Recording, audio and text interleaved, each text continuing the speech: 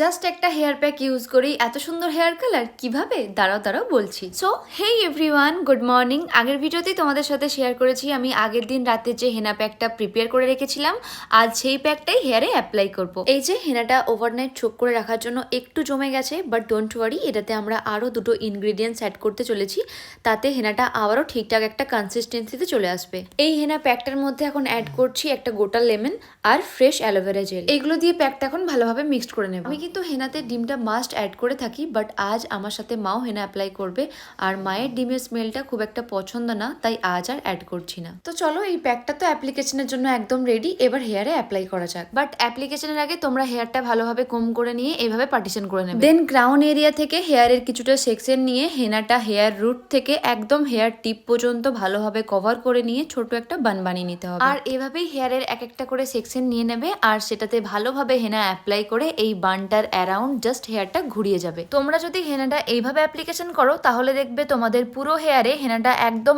Evenly apply হয়েছে। এরপর এটাকে 2 ঘন্টা এইভাবেই রেখে দেবো। তোমরা চাইলে এটাকে শাওয়ার ক্যাপ দিয়েও ঢেকে রাখতে পারো, আর 2 ঘন্টা পর নর্মাল জলে জাস্ট হেয়ারটা ওয়াশ করে নেবো। আর হেয়ার ওয়াশ করার পর এই যে তোমাদের সামনেই রেজাল্ট। এই প্যাকটা মাসে একবার ইউজ করলেই হেয়ারের টেক্সচার চেঞ্জ দেখতে পাবে, হেয়ারে শাইন প্রোভাইড করবে, হেয়ার ফল স্টপ হবে, নারিশিং প্রোভাইড করবে, ইভেন বিউটিফুল একটা ব্রাউন কালারও দেবে। আর বেস্ট রেজাল্টের জন্য অয়েলিং করে নেক্সট ডে শ্যাম্পু করে নেবে।